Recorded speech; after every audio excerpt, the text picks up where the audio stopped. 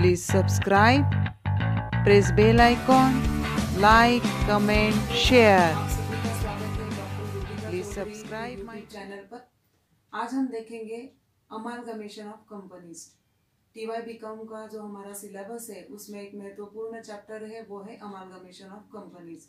Amalgamation company देखा जाए वैसे तो थोड़ा सा डिफिकल्ट चैप्टर बच्चों को लगता है, लेकिन हम उसको इजी करने का प्रयास करेंगे। तो चलिए चलते हैं सीखने के लिए amalgamation of companies.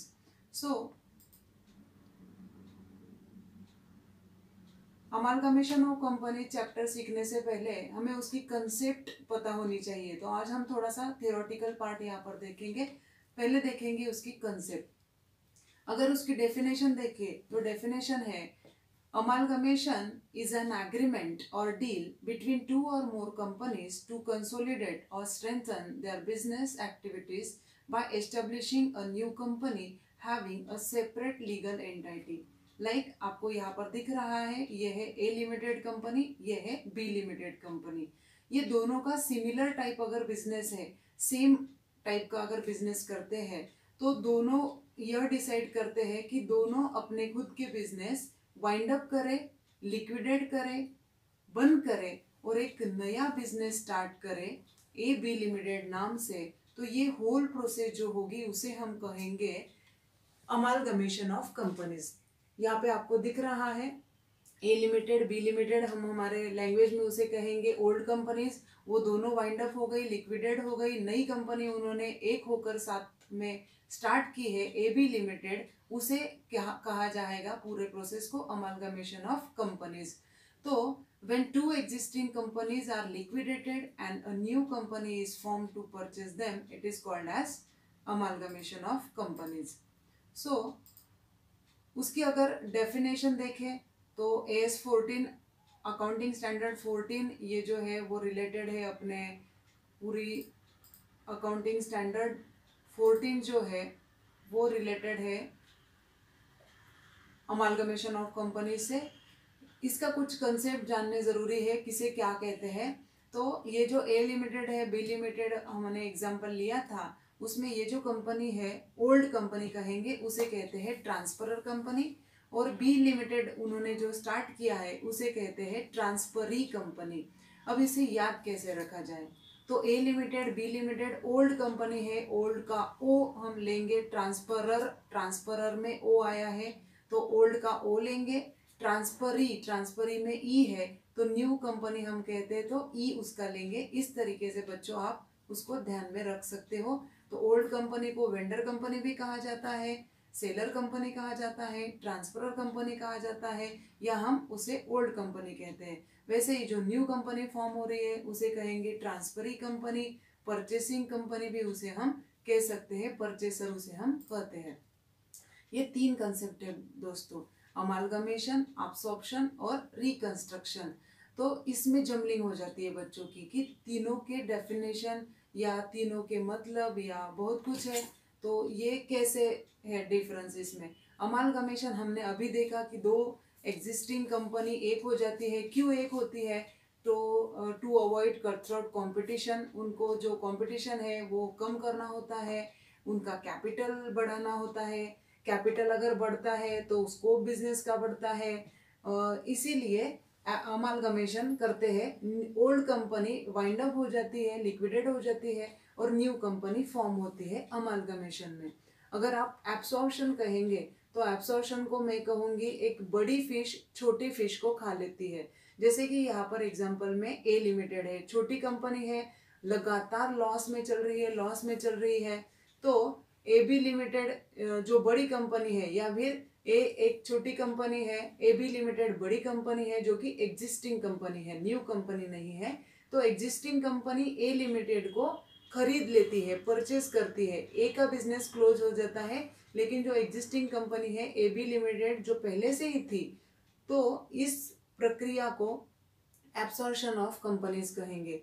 Reconstruction third जो है, रिकंस्ट्रक्शन हम कहेंगे इंटरनल रिकंस्ट्रक्शन, एक्सटर्नल रिकंस्ट्रक्शन।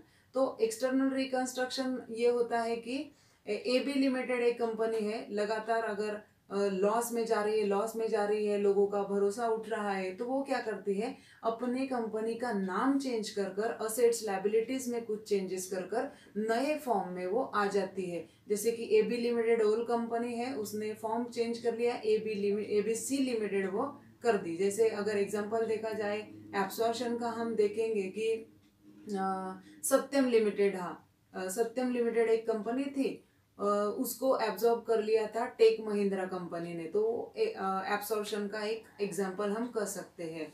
या फिर हज कंपनी थी मोबाइल की, हम मोबाइल ज़्यादा यूज़ करते हैं, तो हज कंपनी थी, हज कंपनी को किसने एब्जॉर्ब कर लिया है, हज कंपनी का वोडाफोन कंपनी ने एब्जॉर्ब कर लिया है। रिकंस्ट्रक्शन का कहा जाए, रिकंस्ट्रक्शन का यूटीआई एक बैंक थी, यूटीआई बैंक का नाम अब एक्सिस बैंक हो गया है, तो ये हो गया रिकंस्ट्रक्शन। और अमालगमेशन हमने पहले ही देख लिया है, तो तीनों में जमलिंग मत करिएगा।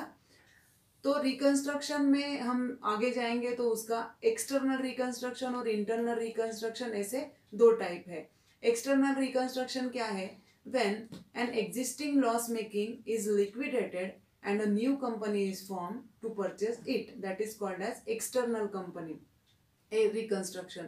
और internal reconstruction क्या है दोस्तों, when an existing loss making company is restructured through reduction in capital, it review it under the scheme of reconstruction, sacrifice is made by shareholders, debenture holders and creditors to write off accumulated losses, fictitious assets and overvalued assets।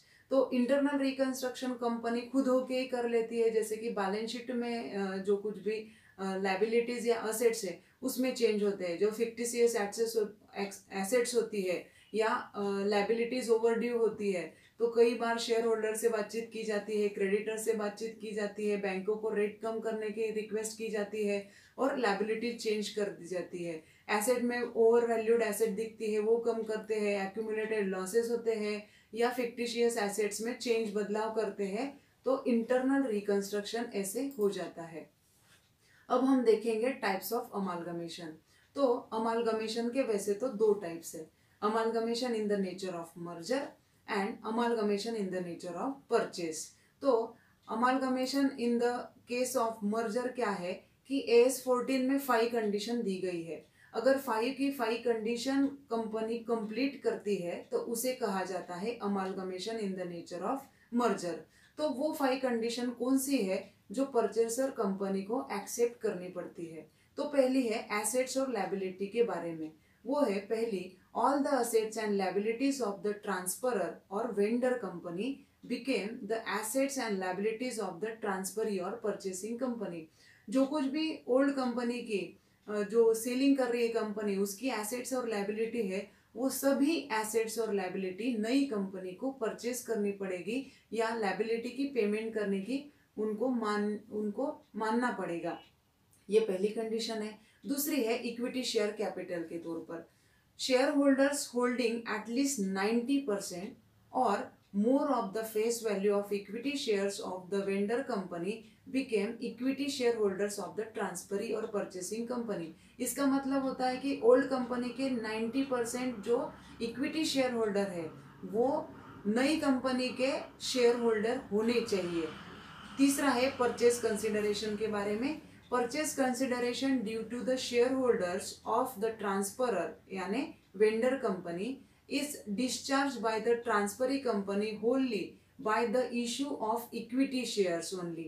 इसमें एक है कि except that the cash may be paid in respect of the fraction shares or payment to descending shareholders। तो purchase consideration जो है तो वो पूरा का पूरा इक्विटी शेयर में देना पड़ेगा, ये तीसरी कंडीशन है। बिजनेस के बारे में है चौथी condition, the business of the transferor और vendor company is intended to the carried by the purchasing company। वो बंद नहीं कर सकते, नई कंपनी को ओल्ड कंपनी का बिजनेस कंटिन्यू करना पड़ेगा, चालू ही रखना पड़ेगा। और महत्वपूर्ण एक 5 नंबर का जो है कंडीशन वो है book value. No adjustment is to be made to the book value of assets by revaluation or otherwise of the vendor company when they are incorporated in the financial statement of the purchasing company। यानी कि assets और liability जिस भी value से लेंगे, revaluation से लेंगे, लेकिन जब रिकॉर्ड करेंगे तो बुक वैल्यू से रिकॉर्ड करना पड़ेगा। ये इसमें नंबर 5 कंडीशन है। तो कंडीशन एसेट्स और लायबिलिटीज पूरी लेनी पड़ेगी। 90% इक्विटी शेयर होल्डर आने चाहिए। परचेस कंसिडरेशन आपको इक्विटी शेयर्स में देने पड़ेंगे। आपका जो बिजनेस आप खरीद रहे हैं वो आपको कंटिन्यू करना पड़ेगा। और जो एसेट्स है वो बुक वैल्यू से ही रिकॉर्ड करनी पड़ेगी। ये amalgamation in the nature of merger की 5 कंडीशन है। अगर 5 कंडीशन की 5 कंडीशन कंप्लीट करता है परचेसिंग कंपनी तो ये मर्जर हो जाएगा, नेचर ऑफ मर्जर हो जाएगा। इसमें से कोई एक भी, मैं कह रही हूँ, कोई एक भी कंडीशन अगर फुलफिल नहीं होती है तो सेकेंड टाइप में हम चले जाएंगे। तो दोस्तों, आपको वीडियो लेक्चर कैसा लगा तो कमेंट कीजिएगा, मेरा चैनल सब्सक्राइब कीजिएगा, क्योंकि आगे हम जो सीखने वाले हैं method of accounting for amalgamation, interest method और आगे की मेथड परचेस कंसिडरेशन या प्रॉब्लम, तो आगे के वीडियो में डालूंगी। सब्सक्राइब करो, लाइक करें और शेयर करो। Thank you very much.